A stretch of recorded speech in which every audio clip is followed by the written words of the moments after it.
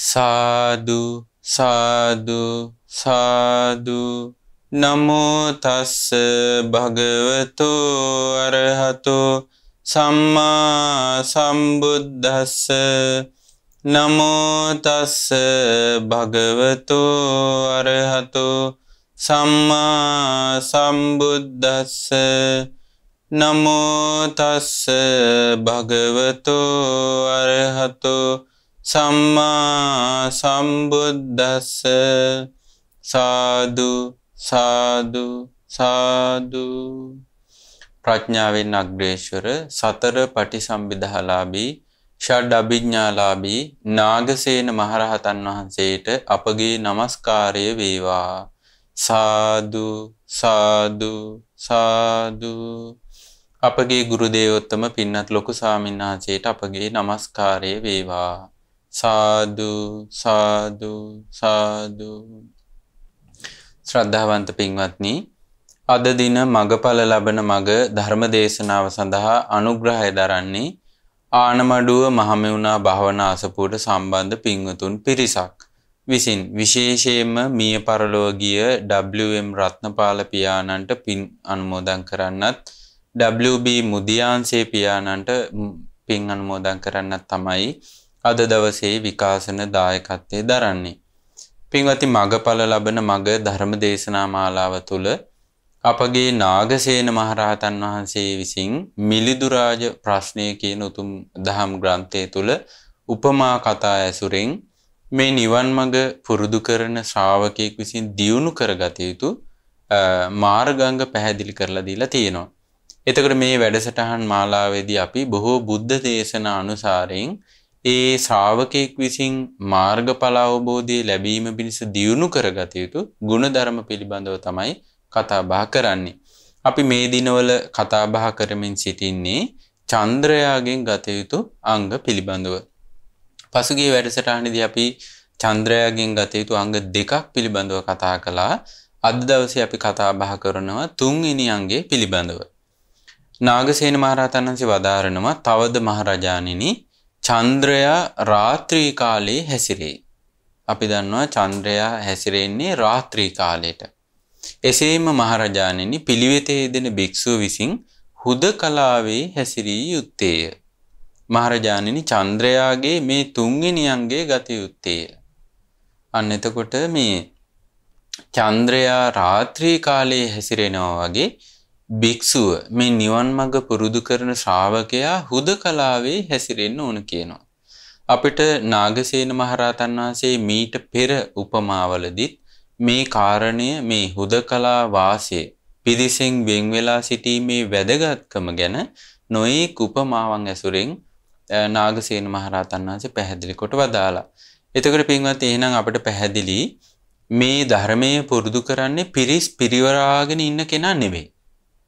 පිරිසත් එක්ක ඇලිලා පිරිසත් එක්ක කතා බහ කර කර ඉන්න කෙනා නෙවෙයි මේ ධර්මයේ පුරුදු කරන්නේ.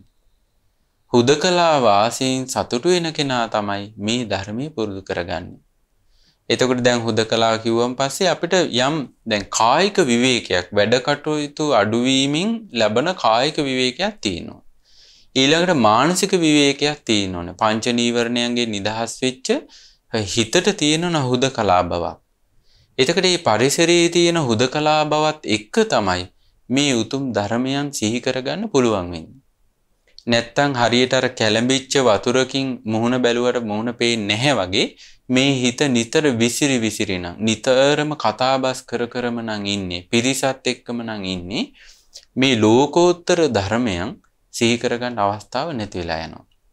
දැන් අපි දන්න සමහර අය පිනක් දහමක් කරන්න ගියා, සමහරලාට දන් දෙන්න යනවා, නැත්තම් වත් පිළිවෙත් කරන්න යනවා. ඒ ගිහිල්ලත් වැඩි කතා බහ කර කර ඉන්නවා.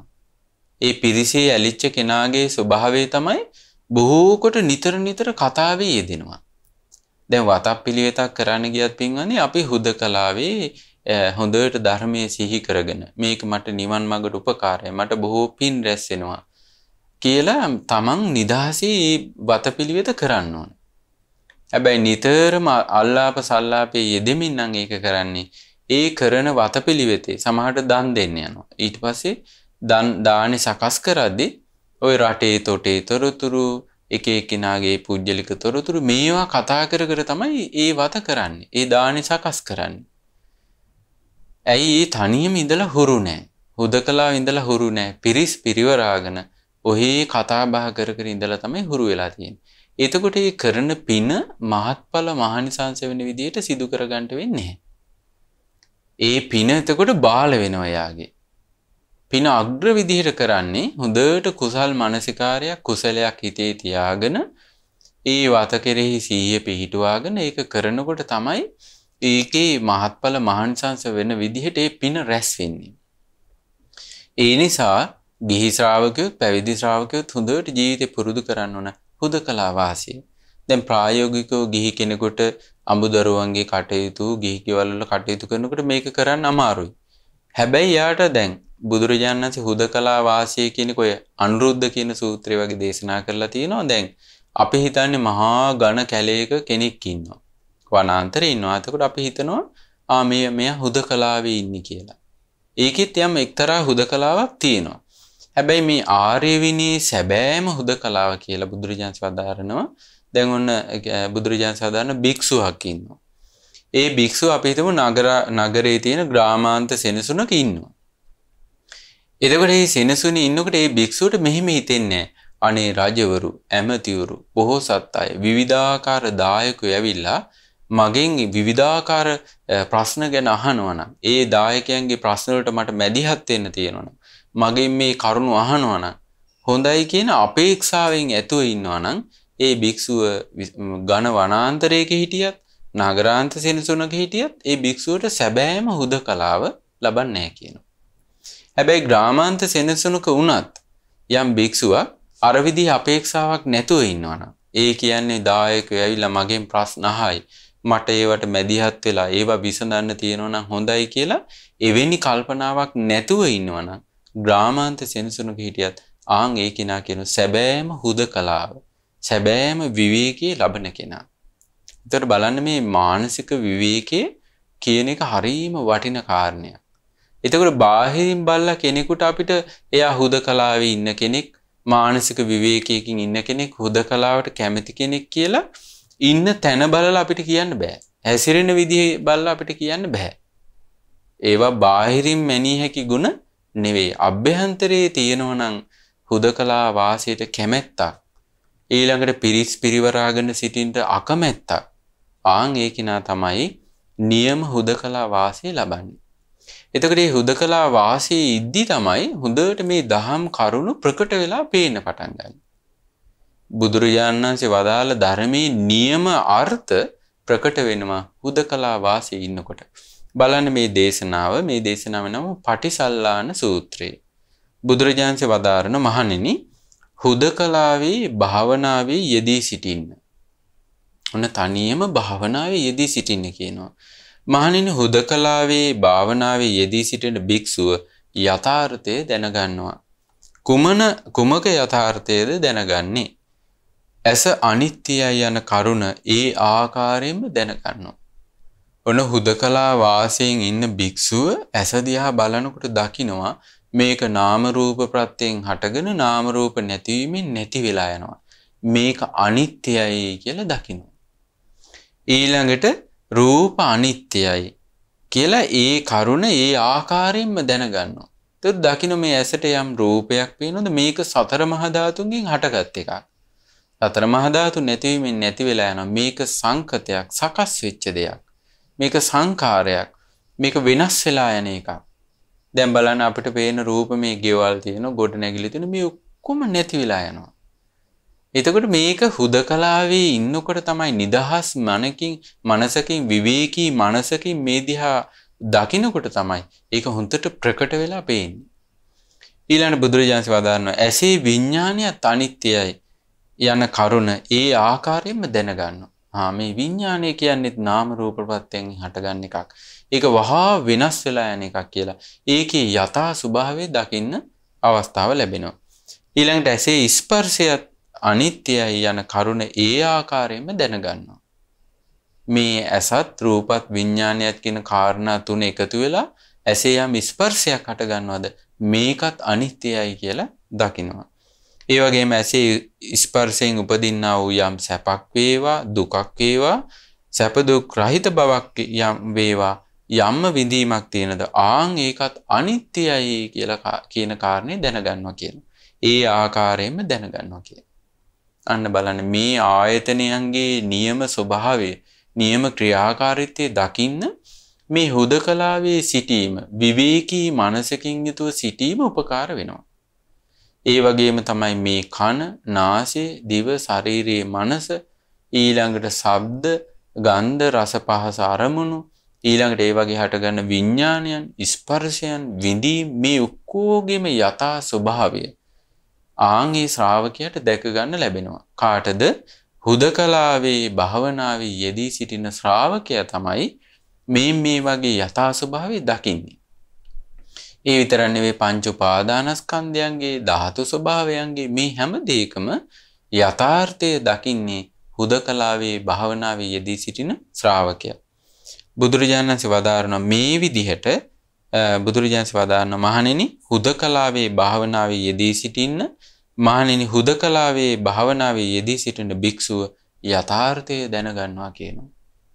එහෙනම් සඳ අහසේ රාත්‍රී කාලයේ හැසිරෙනවා වගේ මේ නිවන් මඟ පුරුදු කරන ශ්‍රාවකයා මාර්ගඵල අවබෝධයක් ලබන්න කැමති ශ්‍රාවකයා හුදකලාවේ වාසය කරන්න ඕනේ. දැන් ගිහි පින්වතුන් උනත් වයසට යනකොට තමන් ජීවිතේ තනි වෙනවා. තමන් ඇසුරු කරපු අය නැති වෙලා යනවා. එතකොට හුදකලාව හුරු නැත්තම් ඒ හුදකලාව තුල යාට බොහෝ අකුසල් රැස් වෙනවා. ඇයි මේ හුදකලාව රොත්තු දෙන්නේ? සමහර අය හරියට මානසික රෝග පීඩාවන්ට ලක් වෙනවා. මොකද මේ හුදකලාව හුරු නැති නිසා. නමුත් ධර්මයේ පුරුදු කරන ශ්‍රාවකයාට ධර්මයේ තියෙනවා නම් හුදකලා වාසයමයි සැපයක් වෙන්නේ. ඇයි මේ හුදකලා වාසය තුල බොහෝ මේ ලෝකෝත්තර ගුණධර්ම දියුණු කරන්න වෙලාව අවකාශ ලැබෙනවා. එතකොට දැන් පිරිස් පිරිවරාගෙන කතා බහ කර ඉන්න කෙනාට මේ ලෝකෝත්තර ධර්මයක තියෙන සංසිඳීම, සැපය ජීවිතේට ලබා ගන්න වෙන්නේ නැහැ. බලන්න යසෝජ කියන මහරහතන් වහන්සේ උන්වහන්සේගේ තේර ගාථාවලදී උන්වහන්සේගේ උදානවලදී මෙන්න මෙහෙම දේශනා කරලා තියෙනවා. ඒ තැනත්තාගේ අත්පා කළු වැල්පුරුක් වගේ ගොඩාක් කෙට්ටුයි. නහරවැල් පවා ඉලිප්පිලා තියෙනවා. හැබැයි ඒ කෙනා ආහාරයේ අර්ථය දන්නවා. ඔහුට අදීන මනසක් තියෙනවා. ඔහු භාවනා කරන්නට යන්නේ ආරණ්‍යයේ මහ වනයේ මැදට. එහිදී ලේබොන මැසි මදුරුවන් ඔහුව වට කරගෙන පහර දෙනවා. එතකොට ඔහු ඊටා හොඳ සිහියෙන් යුතුව ඒවා ඉවසාගෙන ඉන්නවා. යුද්ධ භූමියට පැමිණුණ හස්ති රාජයෙක් වගේ. තනියම වාසය කරන එක බ්‍රහ්මයෙක් වගේ. දෙන්නෙක් හිටියොත් දෙවියන් වගේ. තුන් දෙනෙක් හිටියොත් ගමක් වගේ. ඊට වැඩි වුණොත් ඉතින් කෝලහලයක් තමයි කියන.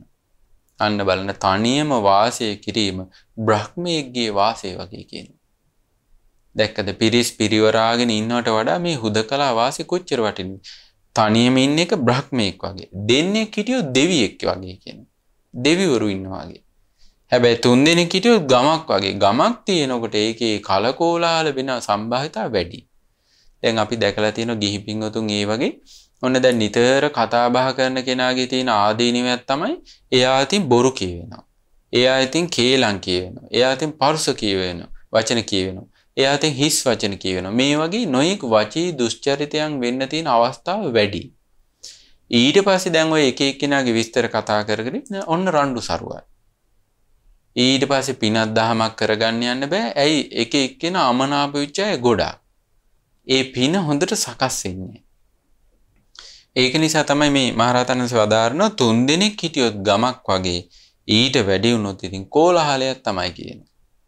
එතකොට බොහෝ පිරිසක් හිටියත් ඒ පිරිස Taman තනියම හුදකලාවේ ධර්ම මාර්ගයේ පුරුදු කරමින් ධර්මයේ සිහි කර ඉන්නවා නම් ඒක අරුබුදයක් වෙන්නේ නැහැ. දැන් බුද්ධ කාලේ ගත්තන් පස්සේ සමහරට ස්වාමීන් වහන්සේලා 500 1000 250 මේ වගේ මහා සංඝයා පිරිසක් භික්ෂු සංඝයා පිරිසක් තමයි සමහරලාට ඝන වනාන්තරයේ වැඩ ඉඳලා තියෙන්නේ. හැබැයි මේ වනාන්තරයේ එහෙම හිටියට උන්වහන්සේලා විශාල පිරිසක් හිටියට අර විදිහේ පිරිසෙන් සතුටු වෙන බවක් තිබිලා නැහැ. ඒ සංඝ පිරිසක් විදිහට හිටියට එක එක භික්ෂුන් වහන්සේලා හුදකලා වාසයෙන් සතුට වෙලා තියෙනවා. ඒ නිසා වේගෙන් නිවන් මඟ දියුණු වෙලා තියෙනවා. ඒ නිසා තමයි මේ නාගසේන මහරහතන් වහන්සේ වදාරන්නේ සඳ රාත්‍රී කාලයේ හැසිරෙනවා වගේ මේ නිවන් මඟ පුරුදු කරන ශ්‍රාවකයා හුදකලා වාසයෙන් සතුට වෙන්න ඕන. හුදකලාවේම හැසිරෙන්න ඕන කියන. ආන් එතකොට තමයි මේ ලෝකෝත්තර ධර්මයන් සිත තුළ ස්පර්ශ වෙන්න පටන් ගන්නෙ. ඒක තමයි පින්වත්නි චන්ද්‍රයාගෙන් ගත යුතු තුන්වෙනි අංගය. ඊළඟට නාගසේන මහරහතන් වහන්සේ වදාරනවා තවද මහරජාණෙනි චන්ද්‍රයා සිය සඳම කොඩිය කොටගෙන ඇත්තේය. එතකොට හඳට වෙනත් මේ සැරසිලි නැහැ. සඳම කොඩිය කරගෙන මූලික දේ කරගෙන තමයි වාසය කරන්නේ. එසේම මහරජාණනි පිළිවෙතේ දෙන භික්ෂුව විසින් සීලය කොඩිය කොට පැවැත්විය යුත්තේය. මහරජාණනි චන්ද්‍රයාගේ මේ සිව්වෙනි අංගයේ ගත යුත්තේය. එතකොට මේ කොඩිය කියන්නේ පින්වත්නි මේ යම් තැනක ප්‍රකටව තියෙන දෙයක්. හැමෝටම පේන්න තියෙන දෙයක්. ඒ වගේම මූලික දෙයක්. එතකොට ඒ කොඩියක් සාමාන්‍ය සැඟවිච්ච තැනක නෙවෙයි තියෙන්නේ. හොඳට හැමෝටම පේන්න. ඒක අලංකාරය ඇති කරන දෙයක්. බොහෝ දෙනා බලා සිටින දෙයක් කොඩිය කියන්නේ. දැන් ඔය ප්‍රධාන නගරවල තියෙන ප්‍රධාන ඒ කාලේ තිබ්බ විශාල රාජධානිවල ඉස්ලාම ඇතුල් වෙන තැන කොඩියක් තිබිලා තියෙනවා. දැන් යුද්ධයට යනකොටත් කොඩියක් කරන් යනවනේ නේ. එතකොට ඒ වගේ හැම දිනාටම ප්‍රකට වෙන දෙයක්. මිනිසෙක් බලපු ගමන් පේන්නේ කොඩිය. එතකොට ආන් ඒ වගේ මේ නිවන් මඟ පුරුදු කරන ශ්‍රාවකයෙක්ගේ මූලික දෙයක් විදිහට අලංකාරය ඇති කරන දෙයක් විදිහට තියාගන්න ඕන කියන සීලය. එතකොට මේ සීල සංවරයෙන් තමයි ඒ නිවන් මඟ පුරුදු කරන ශ්‍රාවකයාගේ අලංකාරය ඇති වෙන්නේ. ඒ හරියට සීල සංවරයට කියනවා හරියට මේ වර්ණ සම්පත්තිය වගේ කියනවා. නිවන් මඟ පුරුදු කරන ශ්‍රාවකයෙක්ගේ වර්ණ සම්පත්තිය ඇති කරන්නේ සීල සංවරය තුලින්. එතකොට මේ සීල සංවරය පිළිබඳව අපි නාගසේන මහරහතන් වහන්සේ වදාළ මේ උපමා කතා ඇසුරෙන් නොයෙක් උපමාවලදී නාගසේන මහරහතන් වහන්සේ හරියට මේ සීල සංවරයේ තියෙන වටිනාකම මාර්ගඵල අවබෝධයක් ලබන ශ්‍රාවකයෙකුට තියෙන ලැබෙන පිටුහල ගැන නොයෙක් විදිහට නාගසේන මහරහතන් වහන්සේ වදාරලා තියෙන බව අපි කතා බහ කළා. එතකොට මේ කාරණය අපිට තේරුම් ගන්න හොඳ දේශනාවක් අපිට කතා බහ කරන්න කල්පනා කළා. මේක මජ්ක්‍ධිම නිකායේ මේ දෙවන පණ්ණාසිකේ මේ දේශනාව තියෙන්නේ. බුදුරජාණන් වහන්සේ ඒ දවස්වල සවැත් නුවර ජේතවනාරාමේ වැඩ වාසය කළා. එදා බුදුරජාණන් වහන්සේ භික්ෂු සංඝයා අමතා වදාලා. බුදුරජාණන් වහන්සේ වදාලා මහණෙනි මම දානේ වළඳන්නේ පෙරවරු කාලේ විතරයි. එක ආසනයක ඉඳලා දානේ වළඳනවා තැන තැන ගිහිල්ලා වළඳන්නේ නැහැ. එක සැරයකට එක තැනකදී දානේ ගන්නවා. ඒකාසන භෝජනයේ වළඳන්නා වූ මට ආබාධ අඩුයි. දුක් අඩුයි. ශරීරයේ සැහැල්ලුයි. ශරීර ශක්තියක් තියෙනවා. පහසු විහරණයක් හොඳට තියෙනවා. මහණෙනි ඒ නිසා ඔබත් ඒකාසන භෝජන වළඳන්න. එතකොට ඔබටත් ඒකාසන භෝජන වළඳන්නා වූ ඔබටත් ආබාධ අඩු වෙලා දුක් අඩු වෙලා ශරීරයේ සැහැල්ලු බව ශරීර ශක්තිය ඊළඟට පහසු විහරණේ ඔබට හොඳට වැටහෙවි කියනවා. දැන් ගිහි පිංගුතුන් වුණත් ඒ වගේ දැන් අර නිතර ආහාර ගන්නවට වඩා අපි හිතමු සවස් කාලේම සැහැල්ලු ආහාරයක් ගන්න පුළුවන් නම් ඒක ශරීර සෞඛ්‍යයට බොහෝ උපකාරයි. ඒ වෙලාවේ මෙතන හිටියා බද්දාලි කියලා ස්වාමීන් වහන්සේ නමක්. ඒ ස්වාමීන් වහන්සේ භාග්‍යතුන් වහන්සේ කියා හිටියා ස්වාමීනි මානං ඒකාසන භෝජන වළඳන්න උත්සාහ කරන්නේ නැහැ. ස්වාමීනි මා විසින් ඒකාසන භෝජන වැළඳුවොත් එහෙම දිගට මේ පැවිදි ජීවිතේ මට කරගෙන යන්න පුළුවන් වේද කියලා මට සැක ඇති වෙනවා. විපිලිසර බව ඇති වෙනවා. ඒ නිසා මේ භාග්‍යතුන් වහන්සේ මට නම් ඒක කරන්න බෑ කිව්වා. බලන්න භාග්‍යතුන් වහන්සේගේ මුමුණට මේක මේ ස්වාමීන් වහන්සේ කියා සිටියා. ඊ වෙලාවේ භාග්‍යතුන් වහන්සේ කියා හිටියා බද්දාලි එහෙනම් යම් තැනක ඇරයුමක් ලැබෙනවා නම් එතනදී කොටසක් වළඳලා ඉතිරි කොටස බහැරට ගිහිල්ලා ඉර අවරට යන්න කලින් දානේ වළඳන්න කිව්වා. අපි හිතමු 7-8ට ගිහිල්ලා දානේ වළඳනවා. ඊට ටිකක් ඉතුරු කරගෙන ඇවිල්ලා 11ට 11මාරට ඉතිරි ටික වළඳන්න කිව්වා. ඊට පස්සේ බද්දාලි ස්වාමීන් කියා හිටියා ස්වාමීනි මම නම් ඕකට උත්සාහ කරන්නේ ওই විදිහට වැළඳුවොත් මට දිගු කාලීනව මට මේ පැවිදි ජීවිතය කරගන්න බෑ. මට ඕක කරන්න බෑ කිව්වා. ඊට පස්සේ මේ විදිහට කියලා බද්දාලි ස්වාමීන් පිටත් වුණා. භාග්‍යතුන් වහන්සේ මේ විදිහට ශික්ෂාපද පනවලා විකාලේ ආහාර නොගෙන ඉන්න ඕන කියලා ශික්ෂාපදය පනවලා තියෙද්දි භික්ෂු සංඝයා ඒ ශික්ෂාව තුල හික්මෙද්දී බද්දාලි ස්වාමීන් වහන්සේ ඒකේ නොහැකියාවම ප්‍රකාශ කරලා මේ ශික්ෂාපදය ආරක්ෂා කළේ නැහැ. ශාස්ත්‍රෝ ශාසනය ලිහිල් කොටගෙන සිල්පද නොපුරාගෙන ඒ වස් කාලෙම මේ බද්දාලි ස්වාමීන් වහන්සේ ගත කළා. ඉතින් ඒ වස් කාලෙම බද්දාලි ස්වාමීන් වහන්සේ රාත්‍රියේ තවස් කාලෙත් ආහාර ගත්තා. ඒ වෙලාවේ ඔන්න වස් අවසානයේ ඔබ දන්නවා වස් කාලේ පටන්ගෙන පළවෙනි මාස 3 වස් සමාදන් වෙලා ඉන්නවා. ඊළඟ මාසෙට කියනවා චීවර මාසය කියලා. එතකොට මේ නොවැම්බර් ඔක්තෝබර් පොයේ සිට නොවැම්බර් පොයේ දක්වා තියෙන චීවර මාසය. ඒ කාලේ චාරිකාව වඩින භික්ෂුන් වහන්සේලා සිවුරු මේ ඉරිලා තියෙනවා නම් ඒවා මහලා පඬු පොවලා ඉදිරි මාසයට චාරිකාවේ වඩින්න අවශ්‍ය සිවුරු පිරිකර ඒ කාලේ හදාගන්නවා. එතකොට කටිනේ පින්කම් කරන්නේ තේ මාසයේ තුල. ඔන්න දැන් ස්වාමීන් වහන්සේලා චාරිකාවේ වඩින්න ඔන්න සිවුරු පිරිසකර කරනවා. එතකොට එදා භික්ෂුන් වහන්සේලාගේ පුරුද්දක් තිබ්බා භාග්‍යතුන් වහන්සේටත් විශේෂින් සිවුරක් මහනවා. එදා භාග්‍යතුන් වහන්සේගේ සිවුර සකස් කරමින් ඉන්නකොට භික්ෂු සංඝයා බද්දාලි ස්වාමීන් වහන්සේ ඒ ස්වාමීන් වහන්සේලා ළඟට පැමිණියා. පැමිණලා සතුටු වෙලා කතා බහ කරලා පිළිසඳරේ යෙදිලා හිටියා. එතකොට බද්දාලි ස්වාමීන් වහන්සේට අනිත් භික්ෂුන් වහන්සේලා මෙහෙම කියා හිටියා. මොකද දැන් අනිත් ස්වාමීන් වහන්සේලා දන්නවා බද්දාලි ස්වාමීන් වහන්සේ විකාලේත් ආහාර ගත්තා කියලා. ශික්ෂාපද පිරුවේ නෑ කියලා දන්නවා. ආයුෂ්මත් බද්දාලි මේ සකස් කරන්නේ භාග්‍යතුන් වහන්සේගේ චීවරය. සිවුරු මසා සම්පූර්ණ වූ කල්ලි 3 මාස ඇවෑමෙන් භාග්‍යතුන් වහන්සේ චාරිකාවේ වඩිනවා. ආයුෂ්මත් බද්දාලි සැබවින්ම ඔය සිද්ධිය ගැන හොඳින් නුවණින් විමසන්න. පස්සේ ඔබ කරදරයකටපත් වෙන්න එපා. දැන් ඔබ ශික්ෂාපද නොපුරා තමයි සිටියේ. භාග්‍යතුන් වහන්සේ වැඩියන් පස්සේ මේක ගැන කතා කරන්න වෙන්නේ නැහැ. ඒ නිසා දැම්ම භාග්‍යතුන් වහන්සේත් එක්ක මේ ගැන කතා කරන්න කිව්වා. ඊට පස්සේ බද්දාලි ස්වාමීන් වහන්සේ එසේ ආයස්මතිනි කියලා ඒ භික්ෂුන් වහන්සේලාට පිළිතුරු දීලා භාග්‍යතුන් වහන්සේ සමීපයට වැඩම කළා. වැඩම කරලා වන්දනා කරලා කියා හිටියා ස්වාමීනි භාග්‍යතුන් වහන්සේ විසින් ශික්ෂාපද පනවලා තියෙද්දි භික්ෂු සංඝයා ඒ ශික්ෂාව සමාදන් වෙලා සිටිද්දි මට මම හරියට අඥානියෙක් වගේ මුලා වූ කෙනෙක් වගේ අදක්ෂයෙක් වගේ බාලයෙක් වගේ මාව වරද යට කරගෙන ගියා. භාග්‍යතුන් වහන්සේ මට මේ ශික්ෂාපද මම පරිපූර්ණත්වයට පත් කළේ නෑ. ශික්ෂාපද සමාදන් වෙලා හිටියේ නෑ. අනාගතේ හරි මේ වරද යලි නොවීමට සංවරම පිණිස වරද වශයෙන් පිළිගන්නාසේක්වා කියලා කියා සිටියා.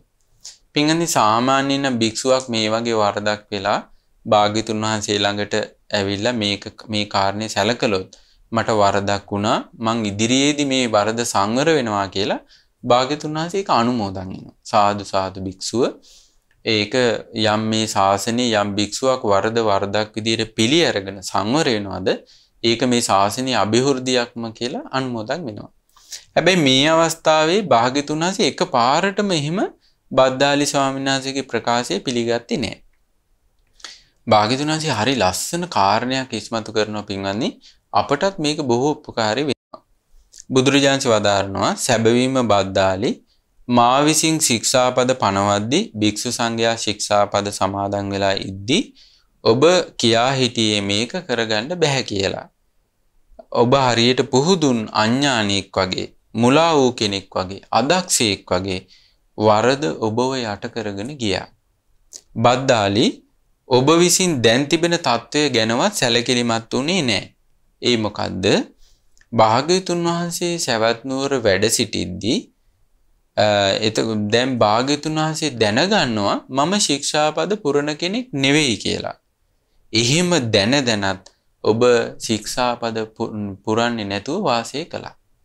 එතකොට බද්දාලි ස්වාමීන් වහන්සේ දැන් ඔන්න ශික්ෂාපද පුරන්නේ නැතුව ඉන්නකොට සාසුන් වහන්සේ දන්න බව ඒ බද්දාලි ස්වාමීන් වහන්සේ දන්නවා. ඒ දැනත් එතකොට ශාස්ත්‍රීය ගෞරවයේ බද්දාලි ස්වාමීන් තුල තිබ්බේ නැහැ.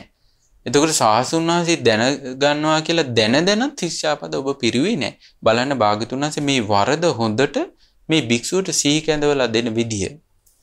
ඊළඟට භාග්‍යතුන් වහන්සේ වදාන්න බද්දාලි ඔබ විසින් දැන් තිබෙන தත්ත්වය ගැන සැලකිලිමත් වුන්නේ නැහැ. ඒ මොකද්ද? මේ භික්ෂුන් වහන්සේලා මේ සවැත් නුවර වස්වසල වාසය කරනවා. එතකොට මේ භික්ෂුන් වහන්සේලාත් මං ගැන දැනගන්නවා. ඒ තමයි මේ බද්දාලි නම් වූ භික්ෂුව ශාස්ත්‍රීය ශාසනයේ ශික්ෂාපද නොපුරන කෙනෙක් කියලා. බද්දාලි ඔබ ඔය ගැනවත් සැලකිලිමත් වුන්නේ. එතකොට එකට වාසය කරන භික්ෂුන් වහන්සේලා දැනගන්නවා මේ බද්දාලි ස්වාමීන් වහන්සේ ශික්ෂාව පුරන කෙනෙක් නෙවෙයි. භාග්‍යවතුන් වහන්සේගේ ශික්ෂාපද කඩ කරන කෙනෙක් කියලා අනිත් භික්ෂුන් දැනගන්නවා. එතකොට සංඝ ගෞරවයේ තිබ්බනම් බද්දාලි ස්වාමීන් වහන්සේට සංවර වෙන්න තිබ්බා. ඊළඟට බුදුරජාණන් වදාන බද්දාලි ඔබ විසින් දැන් තිබෙන තත්ත්වය ගැනවත් සැලකිලිමත් වුන්නේ නැහැ. ඒ මොකද්ද? මේ සවැත් නුවර භික්ෂුණීන් වහන්සේලා වැඩ වාසය කරනවා. එතකොට ඒ කාලේ අරහත්ත්වයට පත් වෙච්ච භික්ෂුණීන් වහන්සේලාත් වැඩ ඉඳලා තියෙනවා. ඊළඟට නිතර දැන් එදා අද වගේ නෙවෙයි පින්වන්දි එදා භික්ෂුන් සහ භික්ෂුණීන් අතර සමීප සම්බන්ධයක් තිබිලා තියෙනවා. ඒ භික්ෂුණීන්ගේ උපසම්පදා කර්මවලදී පොහොය කර්මවලදී සංඝ මේ විනය කර්මවලදී සංඝයාගේ යම් මැදිහත් වීම තිබිලා තියෙනවා. එතකොට මේ නිතර අෂ්ටගරු ධර්ම ඒවා විමසද්දී නිතර භික්ෂුණීන් සංඝයා ඇසුරු කරලා තියෙනවා. එතකොට මේ භික්ෂුණීන් වහන්සේලා දැනගන්නවා මේ බද්දාලි භික්ෂුව මේ ශික්ෂාපද පුරන කෙනෙක් නෙවෙයි කියලා. ඔබ ඒ ගැන හරි හිතන්නේ තිබ්බා කියන. බලන්න භාග්‍යතුන් වහන්සේ වරද මතක් කරලා දෙන විදිය. ඊළඟට බුදුරජාණන් වදානවා ඒ වගේම බද්දාලි ඔබ දැන් තියෙන தත්ත්වය ගැන සැලකිලිමත් වුන්නේ නැහැ. ඒ තමයි මේ සවැත් නුවර ඉන්න උපාසකයෝ. මේ උපාසකයෝ දැනගන්නවා මේ බද්දාලි ස්වාමීන් වහන්සේ භාග්‍යතුන් වහන්සේ පනවා වදාළ ශික්ෂාපද පුරන කෙනෙක් නෙවෙයි. දැන් අපි ගත්තොත් විකාලේ බොජුන් ගද්දි සමහරට ඒ දානි සකස් කරන්න වෙනවා. ගිහි අයගෙන් ඒ දානි ගන්න වෙනවා. ටික කාලයක් යනකොට ගිහි අය දැනගන්නවා මේ බද්දාලි ස්වාමීන් වහන්සේ විකාලේ ආහාර වළඳනවා කියලා. එතකොට ඔබ ඒ ගැන හිතලා හරි සංවර වෙන්න තිබ්බා කියන්නේ. ඒ විතරනේ බද්දාලි මේ සවැත් නුවර ඉන්න උපාසිකාවන්.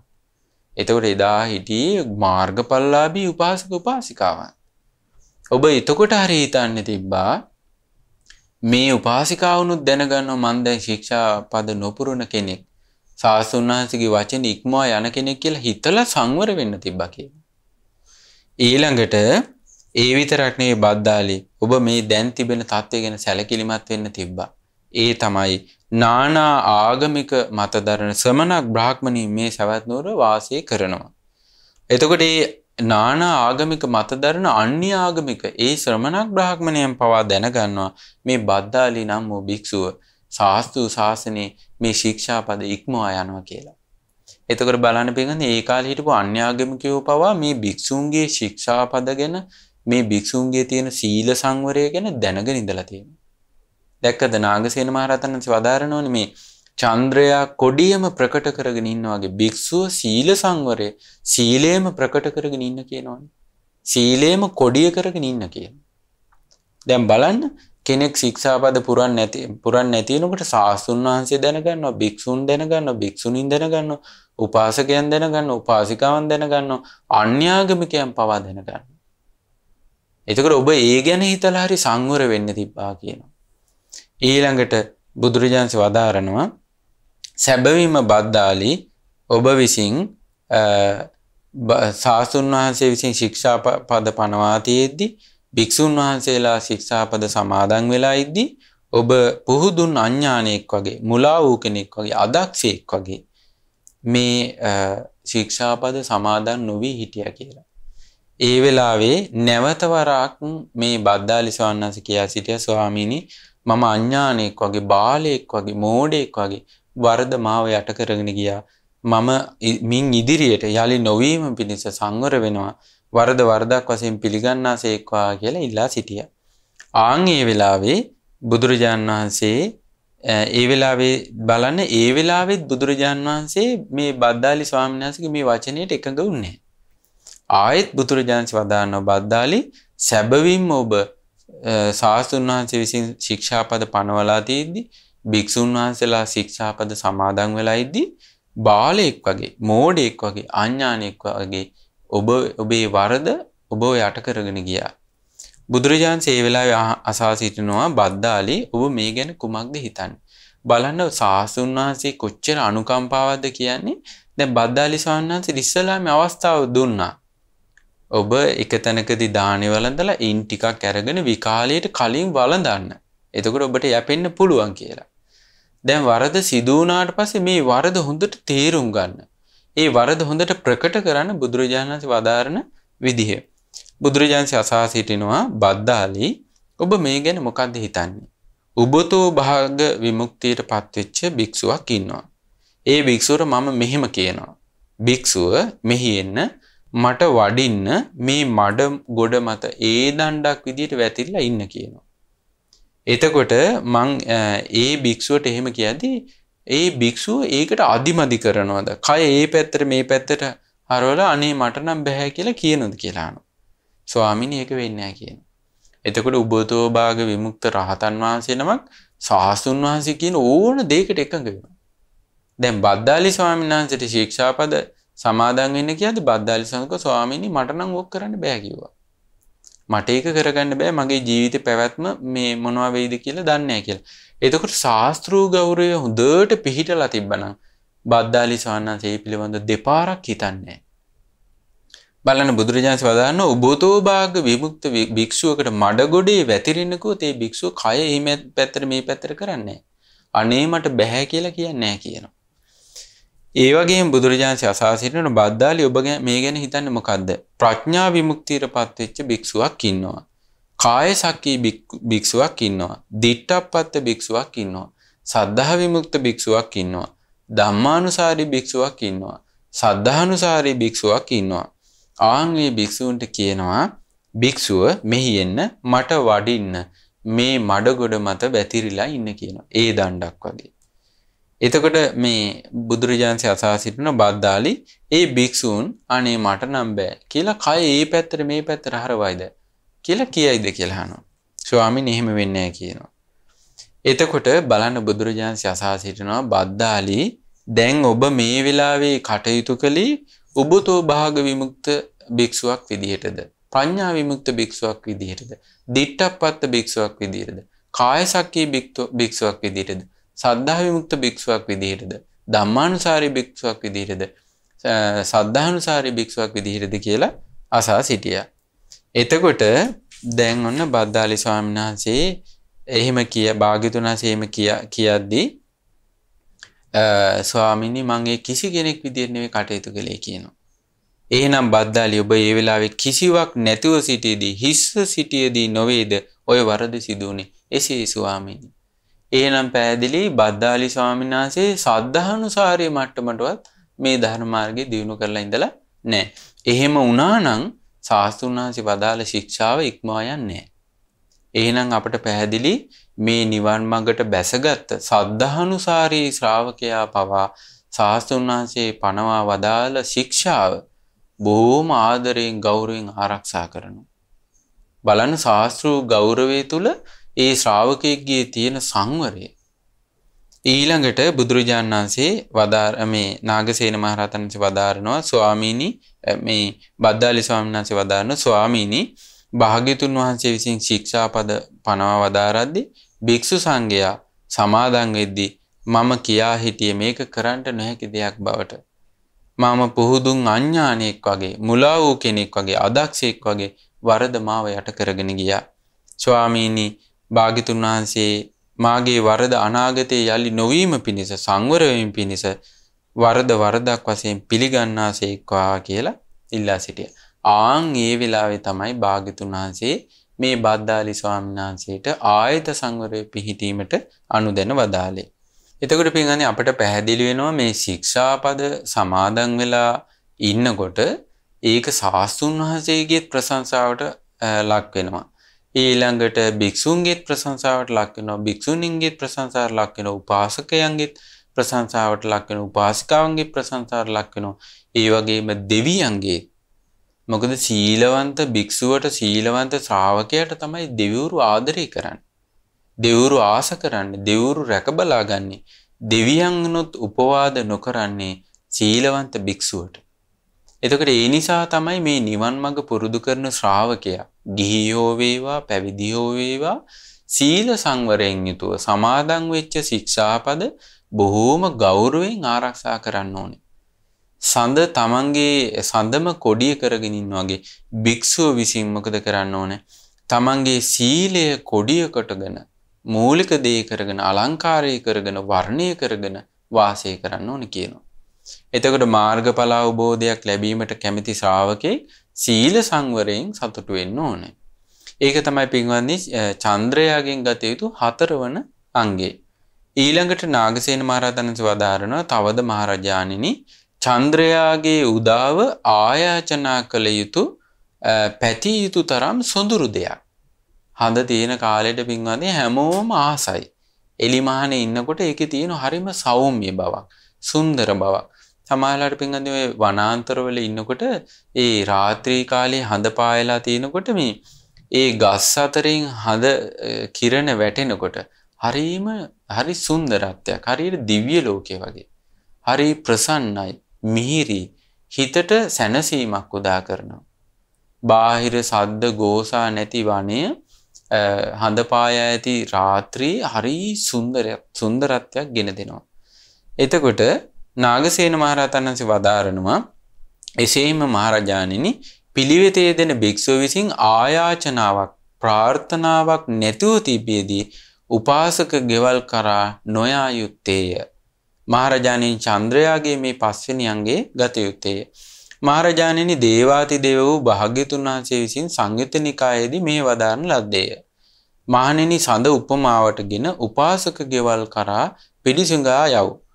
බහැරටගත් කයෙන් යුතුවම බහැරටගත් සිතින් යුතුවම සැමදා අලුත් සඳක්සේ සැමදා අලුත් භික්ෂුවක්සේ හිතුවක්කාර නැති සිතින් දායක පවුල් කරා යා යුත්තේය කියලා බුදුරජාණන්සේ වදාරනවා. එතකොට පින්වත් එහෙනම් මේ හඳ හැම දෙනාම පතනවා වගේ භික්ෂුවත් අර සියලු දෙනා පතන කෙනෙක් වෙන්න ඕන. එතකොට ආයාචනාවක් නැතුව ආරාධනාවක් නැතුව මේ ගිහි කෙවල් කරා යන්න එපා කියන. භික්ෂුවට ඒක ගැලපෙන්නේ නැහැ කියනවා. දැන් අද කාලේ වගේ නෙවෙයි පින්වත්නි ඒ කාලේ භික්ෂුන් වහන්සේලා නිවෙස් වලට දැන් පිණ්ඩපාතේ පිණිස ගමට නිතර ගිහින් තියෙනවා. එතකොට බුදුරජාණන් වහන්සේ අර දැන් නිතර භික්ෂුවක් දකින්නකොට ඒ සාමාන්‍ය ගිහියට උන සමහරලාට ඒක ඒකාකාරී වෙනවා. ඒකයි බුදුරජාණන් වහන්සේ නැවුම් සඳක් වගේ භික්ෂුව හැම වෙලාවෙම ගිහි දායකයන් කෙරෙහි ඉන්න ඕන කියනවා. අර හරියට හුරු පුරුදු කාලයක් ඇසුරු කරපු කෙනෙක් විදිහට ඉන්න එපා කියනවා. බලන්න පින්වත්නි මේ දේශනාව අපිට ඉගෙන ගන්න හොඳ වටිනා කාරණයක් තියෙනවා. මේ දේශනාවේ නම කුල්ලෝපගමන සූත්‍රය. මේක තියෙන අංගුත්තර නිකායේ බුදුරජාණන් වදාරන මහණෙනි අංග 9කින් යුතු නිවසකට නොයලඹුනේ එළඹෙන්නට හෝ සුදුසු නොවේ. මෙන්න මේ අංග 9 තියෙන නිවසක් තියෙනවද? ඒ නිවසට දැනට ගිහින් නැත්තම් නොගිහින් ඉන්න කියලා යන්න එපා කියනවා. හැබැයි යම් විදිහකින් ඒ ගෙදරට මේ වෙනකොට ගිහිල්ලා නම් ඉඳ ගන්නට සුදුසු නෑ කියන ඒ ගෙදරට. ඊළඟට කවර කරුණ 9ක් දෙයක් සතුටටපත්ව ආසනේ නොගෙටිති. අපි හිතමු භික්ෂුවක් දකින්නකොට යම් නිවසකට යනකොට ඔන්න භික්ෂුවක් නිවසට වැඩම කරනවා. එතකොට ඒ දායකයෝ ඒ ඉන්න ගිහි පින්වතුන් ඒ භික්ෂුව දැකලා සතුටු වෙලා ආසනේ නැගිටින්නේ නැත්තම් ආයේ ඒ ගෙදරට යන්න එපා කියන. ඊළඟට සතුටටපත්ව වන්දනා නොකරති. සතුටට දැකලා භික්ෂුවක් දැක්කම ශ්‍රද්ධාවන්ත ශ්‍රාවකයා වන්දනා කරනවා. වන්දනා කරන්නේ මේ ඒ ගෙදරට ආයේ යන්න එපා කියන එහෙමනොත්. සතුටටපත්ව ආසනයක් නොදෙති. ස්වාමීනි මේ වැඩ ඉන්න කියලා හොඳට සුදු රෙද්දක් දාලා ස්වාමීන් වහන්සේට වාඩි වෙන්න ආරාධනා කරන්නේ නැත්තම් ඒ නිවසට ආයේ යන්න එපා කියනවා. ගියත් වාඩි වෙන්න එපා කියනවා.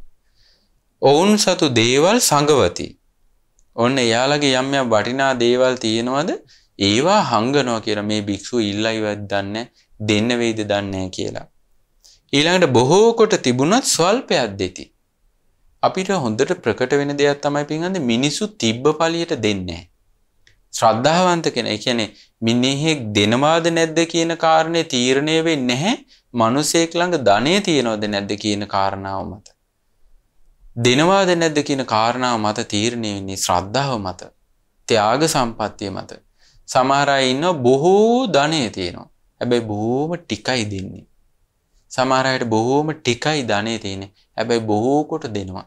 දැන් සමහර අය දෙනකොට මේ අපිට භික්ෂුන් වහන්සේලා විදිහට ඒ අයගෙන් ගන්නවත් හිතෙන්නේ නැහැ. මොකද අපි දන්නවා මේ අය බොහොම දුකසේ හම්බ කරන දේ මේ දෙන්නේ කියලා. තව සමහර අය ඉන්නවා අපි දන්නවා බොහෝ කොට ධනෙ තියෙනවා. හැබැයි දෙන්නේ තාම අල්පයක්. එතකොට එයාගේ තියෙන ශ්‍රද්ධාව ත්‍යාග සම්පත්තිය මත තමයි ඒක තීරණය වෙන්නේ. තිබීම නොතිබීම මත නෙවෙයි. ඉතින් යම් කෙනෙක් ඒ විදිහට Taman සතු දේවල් දෙන්නේ නැත්නම් බොහෝ කොට තිබ්බත් ස්වල්පයක් දෙනවනම් ඒ ගෙදරට ආපහු යන්න එපා කියනවා. එළඹුණත් වාඩි වෙන්නවත් එපා කියනවා. බලන්න ඊළඟට ප්‍රණීත දේ තිබුණත් රූක්ෂ දෙයක් දෙනවා කියනවා. Taman හොඳට ප්‍රණීත දේවල් ආහාරයට ගන්නවා.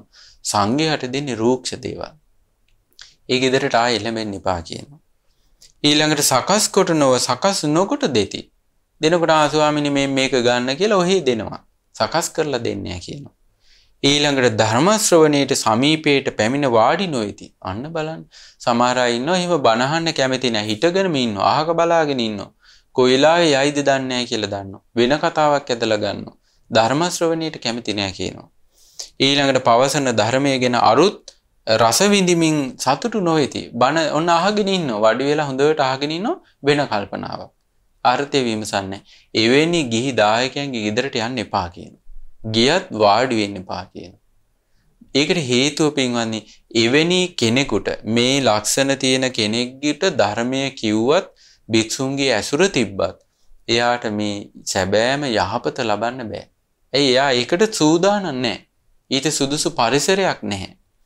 බුදුරජාණන් වදාන මහණෙනි මේ අංග 9න් යුතු නිවසකට නොයලෙඹුනේ එළබෙන්නට හෝ සුදුසු නෙවෙයි. දැනට ගිහින් නැත්තම් ආය යන්න එපා කියනවා.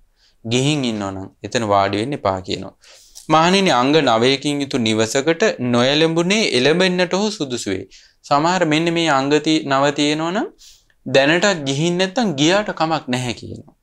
ඊළඟට හිඳ ගන්නට සුදුසු වේ. එළඹුණොත් එහෙම වාඩි වෙන්න සුදුසුයි කියනවා. කවර අංගයක් 9ක්ද? සතුටටපත්ව ආසනේ නැගිටිති. අරේ දුර ඉඳන්ම සංඝයා දකින්නකොට හරි සතුටින් නැගිටිනවා. සතුටටපත් වෙලා වන්දනා කරනවා. සතුටටපත්ව ආසනයක් පනවනවා. ඔවුන් සතු දේවල් හංගන්නේ නැහැ. දැන් අර ඔය චුත්ත ගෘහපතිතුමා උග්ග සිටුතුමා වගේ අය සංඝයාට මේ කල්යාණ ධර්ම ඇති සංඝයාට මම මේ දේ දෙනවා මේ දේ දෙන්නේ නැහැ කියලා බෙදන්නේ නැහැ කියනවා. ඒ ශ්‍රද්ධා ඔය සීක සම්මත පවුල් කියන්නේ සියලු දේවල් ත්‍රිවිධ රත්නයට පූජා කරලා තියෙනවා. එතකොට මේ භික්ෂුන් වහන්සේලා තමයි ප්‍රමාණය දන්නේ. අපි මේ මෙච්චරයි ගන්න ඕන කියලා. ඒ දායකයෝ ඒක ප්‍රමාණ කරන්නේ සියලු දේවල් බුද්ධ ශාසනයට අතහැරලා තියෙනවා. අන්න බලන්න. කියනවා මේ මෙන්න මේ ශ්‍රාවකයෝ බොහෝ කොට තිබෙන විට බොහෝ දෙනවා කියනවා. තියෙන දේවල් සංගවන්නේ නැහැ කියනවා. ඊළඟට ප්‍රනීත දේ තිබෙන විට ප්‍රනීත දේ දන් දෙනවා කියනවා. ඊළඟට නොසකස් කොට නොව සකස් කරලා දන් දෙනවා කියනවා. ධර්ම ශ්‍රවණයට සමීපව ඇවිල්ලා වාඩි වෙනවා කියනවා. ඊළඟට ධර්මයේ පවසනකොට ඒකේ අර්ථය රස විඳිමින් සතුටු වෙනවා කියනවා. දැන් ස්වාමීන් වහන්සේලා විදිහට පින්වන්නේ අපිට හොඳට තේරෙන දෙයක් තමයි ධර්මයේ කියද්දී යම් කෙනෙක් ඒක අවධානයෙන් අහගෙන ඉන්නවනම් ඒ ධර්මය අහලා එයා සතුටක් ලබනවා නම් අපිට ස්වාමීන් වහන්සේලාට තේරෙනවා. අපි මේ කියපු දහම් කාරණේ මෙයාලට තේරුණා. මෙයාලා සතුටක් ලැබුවා කියලා. සමහර අය බණ කියද්දී අහක බල බල වටපිට බල බල කොයි වෙලාවෙද බණ ඉවර වෙන්නේ කියලා ඉන්නවා. එවැනි අයට බණ කියලා තේරුමක් නැහැ. අපිට පැහැදිලි පින්වත්නි මේ ධර්මයේ පුරුදු කරගන්න සසරේ පිනක් තියෙන්නම ඕන. ඒක බලහත්කාරයෙන් මේ දඬුවම් පමුණුවල එහෙම කරන්න බෑ. එයාට පින තියෙනවා නම් මේ ලක්ෂණ ටික පිහිටනවා. අපි ඒක බලෙන් කියන්න ඕන දෙයක් නෙවෙයි. ඒ පින නැත්තම් වර්තමානයේ ගොඩක් අයට එන්නේ ඒ පින නැහැ. ඉතින් අපි කොච්චර කිව්වත් ඒක තේරුමක් වෙන්නේ නැහැ. බලන්න බුදුරජාණන් වහන්සේ ඒ දායක පවුල මගහරින්න කියනවා. ඒ දායක පවුල ඇසුරු කිරීම නිසා ඒ භික්ෂුව ඒ දායක පවුල ඇසුරු කිරීම නිසා ඒ දායක පවුලට වෙන සෙතක් නැහැ. එයා සමහරවිට පවුර රැස් කර ගන්නවා එක තමයි වෙන්නේ. එතකොට ආන් ඒ වෙලාවට භික්ෂුව විසින් එවැනි නිවසකට යන්න එපා කියනවා. හැබැයි මේ ගුණාංග තියෙනවා නම් නැවත නැවත ගියත් ඒ දායකයන් තව බොහෝ පින් රැස් කරගන්නවා. ඒ භික්ෂූන් දැකලා වන්දනාමාන කරලා දම්පැන් පූජා කරලා ධර්මයේ ශ්‍රවණය කරලා නොයේ කාකාරයෙන් පුණ්‍ය ධර්මයන් රැස් කරනවා.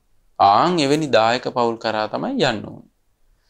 එතකොට මේ දායක පවුල් කරා යද්දී හැමදාම අලුතෙන් යන සඳ අලුතෙන් යනවා වගේ අලුතෙන්ම යන්න ඕනේ. අර හැමදාම ඇසුරු කරපු අය විදිහට වාසය කරන්න එපා කියනවා. එතකොට මේ නිවන් මඟ පුරුදු කරන ශ්‍රාවක භික්ෂුවකට ආන් ඒක හරිය උපකාර වෙනවා. හරියට චන්ද්‍රයාගේ උදාව හැම දිනාම ආයාචනා කරනවා වගේ ඒ භික්ෂුවත් ආයාචනාවක් ප්‍රාර්ථනාවක් නැතුව සිටියේදී උපාසක ගෙවල් කරා යන්න එපා කියනවා. දැන් මේ වස් කාලේ එහෙමනම් පින්වත්නි අපිට කොහොමටත් ආරාධනාවකින්ම තමයි යන්නේ. එතකොට තමන්ගේ දෙමව්පියන්ට භික්ෂූන් භික්ෂුණීන්ට ඒ වගේ යම් විශේෂ කාරණයකදී ආරාධනාවකින් තොරව යන්න පුළුවන්.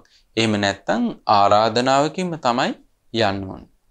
එතකොට බලන්න පින්වත්නි මේවෙනි අපි මේවා හොඳ ඇවතුම් පැවතුම් හොඳ වතපිළිවෙත ආචාර සම්පත් මේවා දියුණු වෙනකොට තමයි මේ ශ්‍රාවකත්වයේ ගොඩ නැගෙන්නේ. එතකොට බලන්න පින්වත්නි මේ ශ්‍රාවකත්වයේ ගොඩනගා ගන්නවා කියන්නේ උතුම් මාර්ගඵල අවබෝධයේ පිණිස මේ ජීවිතේ සකස් කර ගන්නවා කියන්නේ අපේ ජීවිතේ කොච්චරනම් ಗುಣධර්ම දියුණු කර ගන්න ඕනද. එතකොට හිතන්න රහතන් වහන්සේගේ ජීවිතේ කොච්චර ලස්සනද. මේ සියලු වතපිළිවෙතින් ආචාර සම්පත් වලින් ඇවතුම් පැවතුම් වලින් ಗುಣධර්මයන්ගෙන් ලෝකෝත්තර ಗುಣධර්මයන්ගේ මේ හැම දෙයක්ම සමන්විත ඒ සියලු දේවල් වල එකතුවක් තමයි රහතන් වහන්සේ කියන්නේ. අපි සරණ ගියපු ශ්‍රාවක සංඝයා කියන්නේ මේ වගේ මහත් වූ ගුණධර්ම වලින් පිරිපුන් වෙච්ච උතුම් මනුෂ්‍ය රත්නයක්. අපි මේ උපස්ථාන කරන්නේ අපි සිහි කරන්නේ ගුණ සිහි කරන්නේ ආන් ඒ වගේ උත්තරීතර මනුස්ස ගුණදරා වැඩ සිටපු ඒ උතුම් රහතන් වහන්සේලාගෙන. ඒ නිසා පින්වත්නි අද දවසේ අපි චන්ද්‍රයාගෙන් ගත යුතු අංග 3ක් පිළිබඳව කතා බහ කළා. නාගසේන මහරහතන් වහන්සේ හරි ලස්සනට මේ උපමා අසුරු කරගෙන මේ නිවන් මඟ පුරුදු කරන ශ්‍රාවකයා දියුණු කරගත යුතු ගුණධර්ම මේ විදිහට අපට පැහැදිලි කරලා දීලා තියෙනවා. ඉතින් පින්වත්නි අද දවසේත් අපට નિયમિત කාල වේලාව අවසන් වෙද්දී ඉදිරි වැඩසටහනේදී සූර්යාගෙන් ගත යුතු සත්ංගයේ ගැන කතා කරන අදහසින් අද දවසේ වැඩසටහන අප නිමාවටපත් කරනවා.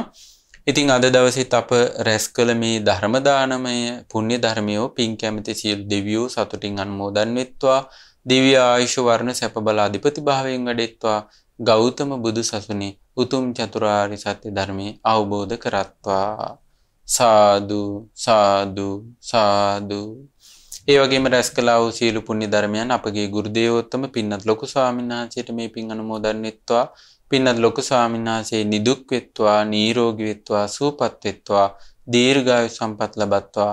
ගෞතම බුදු සසුනේ උතුම් චතුරාර්ය සත්‍ය ධර්මය අවබෝධ කරත්වා.